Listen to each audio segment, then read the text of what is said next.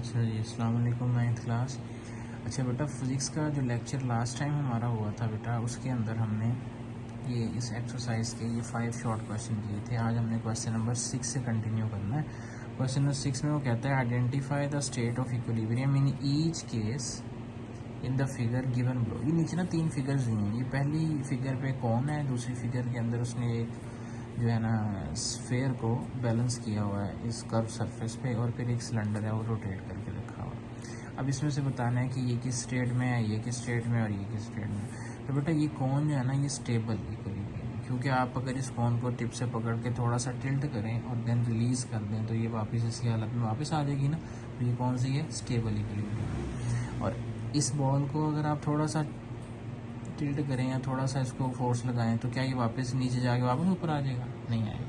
तो ये कौन सा है, अनस्टेबल इक्विलिब्रियम, क्योंकि इसके अंदर बॉल का जो सेंटर ऑफ ग्रेविटी है वो भी पहले से नीचे आ जाएगा।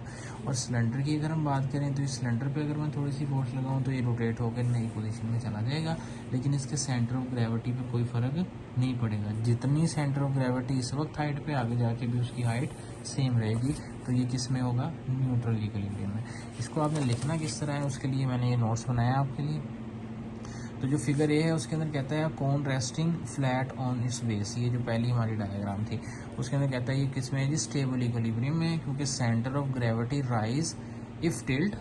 जब इसको आप थोड़ा सा टिल्ट करेंगे तो सेंटर ऑफ ग्रेविटी बढ़ेगा, काजिंग इट टू रिटर्न, तो फिर वो उसको वापस भी ले आएगा। तो ये कौन से, स्टेबल इक्विलिब्रियम है। Fair balance on the top of dome, इसका क्या है जी, ये है अनस्टेबल इक्विलिब्रियम। ठीक है, क्योंकि सेंटर ऑफ ग्रेविटी लो होगा इसका, जैसे आप उसको थोड़ी सी फोर्स लगाएंगे फौरन नीचे आगे गिर जाएगा।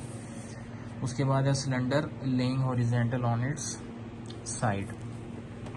तो इसमें है जी, ये भी किस में है जी, न्यूट्रल इक्विलिब्रियम में, क्योंकि सेंटर ऑफ ग्रेविटी जो है, हाँ जी, सेंटर ऑफ ग्रेविटी है वो एट सेम हाइट पर रहेगी, उसकी हाइट चेंज नहीं होगी। उसके बाद सेकंड क्वेश्चन है, कहता है give an example of a body which is moving yet in equilibrium. क्या कहते हैं, किसी ऐसी बॉडी की एग्जाम्पल दे जो कि मूव तो कर रही हो लेकिन इक्विलिब्रियम में हो। तो बेटा ऐसी बहुत सारी बॉडीज है। इक्विलिब्रियम की ये शर्त है कि बॉडी पर कोई एक्सेलरेशन प्रोड्यूस ना हो और कोई टॉर्क प्रोड्यूस ना हो। तो बॉडी किस में होगी, इक्विलिब्रियम में। अब एक्सेलरेशन का मतलब ये है कि उसकी वेलोसिटी चेंज ना हो। ठीक है। अच्छा, तो एक बॉडी है वो 5 की वेलोसिटी से मूव कर रहा है, 5 मीटर पर सेकंड की वेलोसिटी से मूव कर रहा है। फिर हमने थोड़ी देर बाद देखा तो वो भी 5 की स्पीड से, 5 की वेलोसिटी से मूव कर रहा है, यानी कि उसकी वेलोसिटी में कोई चेंज नहीं आ रहा। इट मीन्स कोई एक्सेलरेशन प्रोड्यूस नहीं हो रहा। तो बॉडी किस में, इक्विलिब्रियम में, क्योंकि no acceleration no in equilibrium. ठीक है जी। तो यहाँ पे उसने लिखा हुआ, उसने एग्जाम्पल दी हुई है paratrooper falling at a terminal velocity. जब एक पैराटूपर आसमान से नीचे गिरता है ना तो उसकी वेलोसिटी चेंज नहीं होती।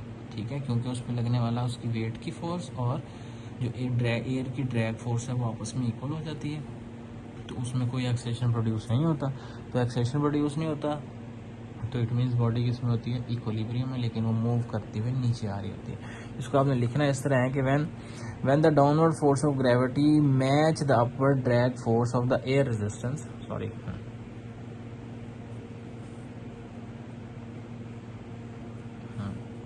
Air resistance, the net force become zero. तो उस पर लगने वाली नेट फोर्स क्या हो जाती है, जीरो, लेकिन एक्सेलरेशन भी क्या होगा फिर, जीरो, क्योंकि फोर्स अमल कोई नहीं कर रही।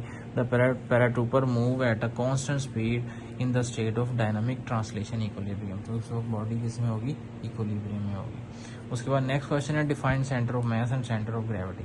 तो सेंटर ऑफ मास और सेंटर ऑफ ग्रेविटी की डेफिनेशन भी मैंने आपको ऑनलाइन लेक्चर में, हमने पीछे टॉपिक पढ़ा था उसमें बताई थी, बस इन्हें दोबारा पढ़ लेते हैं। सेंटर ऑफ मास क्या है जी, वो पॉइंट जहाँ पर अगर हम फोर्स लगाए ना तो बॉडी जो है वो स्ट्रेट लाइन में मूव करने लग जाए बगैर रोटेट किए हुए, विदाउट रोटेशन। ठीक है, देखें अगर ये मेरे पास पेंसिल पड़ी है, अगर मैं यहाँ पे फोर्स लगाऊंगा यहाँ पे, तो ये क्या करेगी, रोटेट करना शुरू कर देगी। रोटेट कर रही है ना, तो हमने इसके ऐसे पॉइंट पे फोर्स लगानी है जहाँ पे ये रोटेट किए बगैर, देखें सीधी मूव, अभी भी रोटेट कर रही है, बस चलें आप ये देखें आगे सीधी लाइन में मूव करने लग जाए, तो वो जो पॉइंट होगा उसको हम क्या कहेंगे, सेंटर ऑफ मास।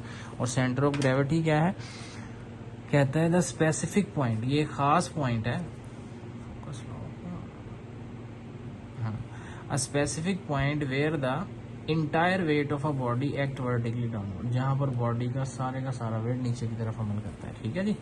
उसके बाद आ जाइए, नेक्स्ट क्वेश्चन है what are the 2 basic principle of stability in the physics which are apply in design balancing toys. And racing कास्ट। तो बेटा मैंने बताया कि किसी भी चीज़ को आपने ज़्यादा स्टेबल बनाना हो तो दो काम करने हैं आपने।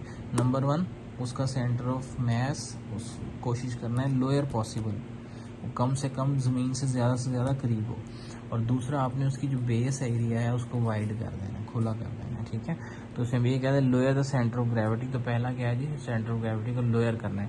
कहते हैं keep the heavy mass too close to the ground as possible, ensure the object must be tilted heavily before it is topple over. यानी कि अगर आप उसको जोर से धक्का भी दें तो वो उल्टे ना बल्कि वापस रिस्टोर कर ले अपनी पोजीशन को। और दूसरा है जी बॉर्डरिंग द बेस एरिया, उसका जो बेस एरिया उसको बड़ा कर दें, वाइडिंग द बेस एरिया लिख लें आप।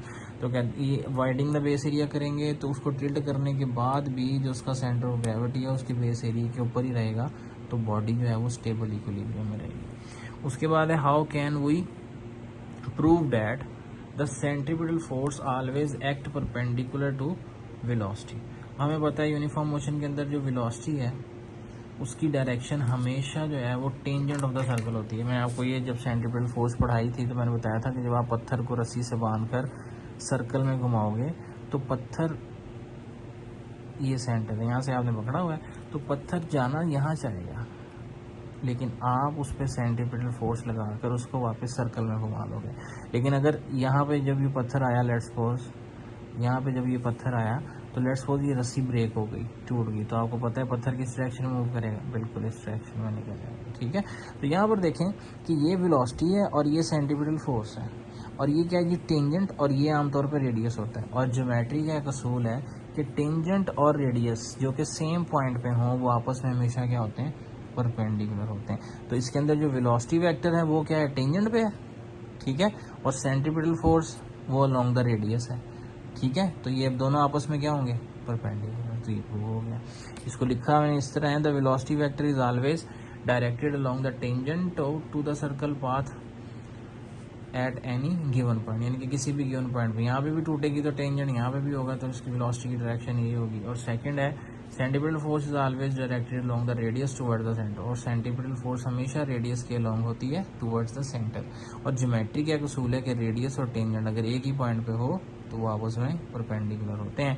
तो कहते हैं by geometrical definition a radius and a tangent line are mutually perpendicular, यानी कि 90 डिग्री का at the point of contact. Therefore centripetal force is always perpendicular to the velocity, as a result the work done is zero. अच्छा, इसमें work कुछ नहीं कर सकती है, चलें ये तो एक एक्स्ट्रा बात हो गई, आप चाहें तो बेशक ये ना कीजिएगा, लेकिन ये अच्छी बात है कि कहता है ये फोर्स जो है ना, जो सेंट्रीपिटल फोर्स है वो वर्क कोई नहीं कर सकती, क्योंकि वर्क का हमें पता है जो फार्मूला है ना वो है जी FD और साथ cos थीटा, ठीक है। तो यहाँ पर यह weight WD FD sorry, work का जो फार्मूला है वो है FD cos थीटा। अब यहाँ पर F और D इनके दोनों के दरमियान जो एंगल आ गया वो कितनी डिग्री का आ गया, 90 डिग्री का, ठीक है। और cos 90 बेटा 0 होता है, तो 0 को जब आप FD से मल्टीप्लाई करेंगे तो आंसर क्या आ जाएगा, 0। इसका मतलब ये जो सेंट्रीपिटल फोर्स होती है ये वर्क कोई नहीं करती, सिर्फ इसका काम क्या है कि डायरेक्शन चेंज करना। बॉडी जाना इस तरफ जा रहा है, उसकी डायरेक्शन पकड़ के खींच के इस तरफ, इधर से खींच के इस तरह इसकी डायरेक्शन होगी, ठीक है बेटा। ये हमारे 10 क्वेश्चन कंप्लीट हो चुके हैं। इसके जो मैं ये पूरा पेज है ना ये भी मैं साथ में अटैच कर दूंगा वीडियो के, क्योंकि अगर वीडियो में आपको प्रॉपर नज़र नहीं आ रहा तो वो पेज से देख के इसको अपनी नीट कॉपी पर लिखिएगा भी और अच्छी तरह याद भी कीजिएगा। ओके बच्चे, अल्लाह हाफिज़। और एक और बात बताऊँ, मैं पेपरों के अंदर ज़्यादातर जो बोर्ड वाले एग्जाम है ना उसके अंदर ज़्यादातर जो शॉर्ट क्वेश्चन फोकस होता है वो एक्सरसाइज के शॉर्ट क्वेश्चन होते हैं, और यही है जो हम वो कर रहे हैं।